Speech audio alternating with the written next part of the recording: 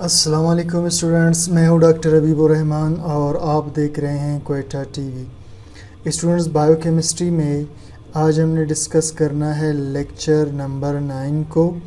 और lecture number 9 में हमने प्रोटीन्स में आज स्टार्ट करना है एंजाइम्स को। तो इस टॉपिक में हम एंजाइम का सिर्फ एक मुख्तसर सा इंट्रोडक्शन करेंगे और बाकी टॉपिक्स में हम एंजाइम को थोड़ा सा पढ़ेंगे। तो एंजाइम्स आर प्रोटीन्स। एंजाइम असल में प्रोटीन्स होते हैं that act as a catalyst, जो कैटलिस्ट का काम करते हैं। अब कैटलिस्ट का काम करने का मतलब ये है स्टूडेंट्स कि ये रिएक्शंस में तोड़ फोड़ करते हैं, यानी किसी कंपाउंड को किसी और कंपाउंड में तब्दील करते हैं to increase the rate of chemical reaction, ताकि बढ़ा दें रफ्तार केमिकल रिएक्शन का। तो एंजाइम प्रोटीन्स होते हैं जो तोड़ फोड़ का काम करते हैं और बढ़ाते हैं केमिकल रिएक्शन की रफ्तार को। अब स्टूडेंट्स, एंजाइम्स बनते कहाँ पर है, थोड़ा सा आप ज़रा बेसिक कॉन्सेप्ट देख लें। हम जानते हैं कि हमारे सेल के अंदर जो न्यूक्लियस है उसमें डीएनए मौजूद होता है, ठीक। अब स्टूडेंट्स, इस डीएनए का कभी कोई ख़ास हिस्सा खुल जाता है और वहाँ की जो बेसिस होती हैं उन बेसिस की कॉपी बन जाती है। फिर बेसिस की ये जो कॉपी होती है ये मैसेंजर आरएनए की शक्ल में बाहर सेल के साइटोप्लाज्म में आ जाता है, ठीक। अब सेल के साइटोप्लाज्म में इस मैसेंजर आरएनए के आने के बाद इस पे राइबोसोम अमीनो एसिड्स ला कर के अटैच करते हैं। तो अमीनो एसिड्स आपस में जुड़ जाते हैं और अमीनो एसिड्स के जुड़ने के बाद एक पॉलीपेप्टाइड चेन बन जाता है, सही। और ये पॉलीपेप्टाइड चेन एंजाइम भी हो सकता है या कोई और प्रोटीन भी हो सकता है। तो इस तरीके से एंजाइम हमारी बॉडी के अंदर बन जाते हैं। अब ये एंजाइम सेल में बनने के बाद या तो इसी सेल के अंदर यूज़ होता है, यूटिलाइज़ होता है, या फिर सेल से बाहर आकर के यूटिलाइज़ हो जाता है, ठीक। तो ये असल में प्रोटीन्स होते हैं। दीज रिएक्शंस आर रेस्पिरेशन, और जिन रिएक्शन को एंजाइम तेज़ करते हैं उसमें रेस्पिरेशन हो सकता है, सांस लेने का अमल। फोटोसिंथेसिस, सूरज की रोशनी से पौधों का खुराक बनाने का अमल, ठीक। सूरज की रोशनी से पौधों का खुराक बनाने का अमल। फॉर्मेशन ऑफ न्यू प्रोटीन, नए प्रोटीन बनने का अमल। अब एग्जांपल्स क्या हैं स्टूडेंट्स इसमें? लाइपेज एंजाइम, ये एग्जांपल है एंजाइम का, लाइपेज।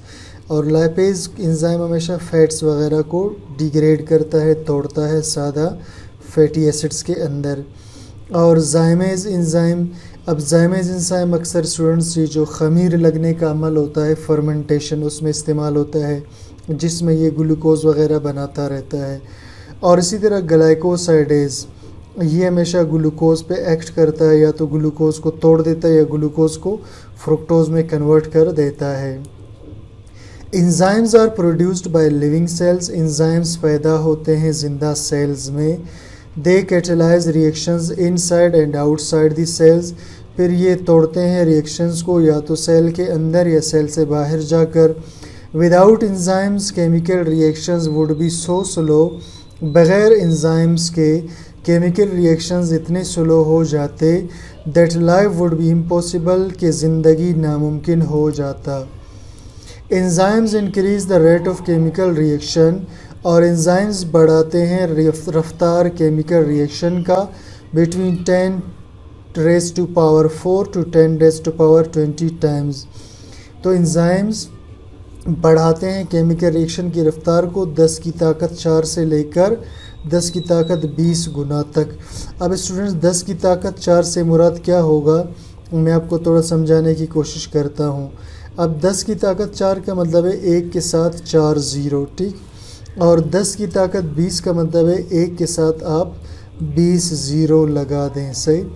अब 20 ज़ीरो लगाने के बाद आप ख़ुद अंदाज़ा लगा लें कि एंजाइम्स रिएक्शन की रफ्तार को 10,000 से अरबों टाइम तक बढ़ा देते हैं। Enzymes are specific in their action, और एंजाइम्स मखसूस होते हैं अपने काम में। क्या मतलब हुआ? It means an enzyme can catalyse a specific reaction. इसका मतलब है कि एक एंजाइम कैटेलाइज करता है सिर्फ एक ही रिएक्शन को but can not catalyse other reactions, लेकिन दूसरे रिएक्शंस को कैटेलाइज नहीं कर सकता।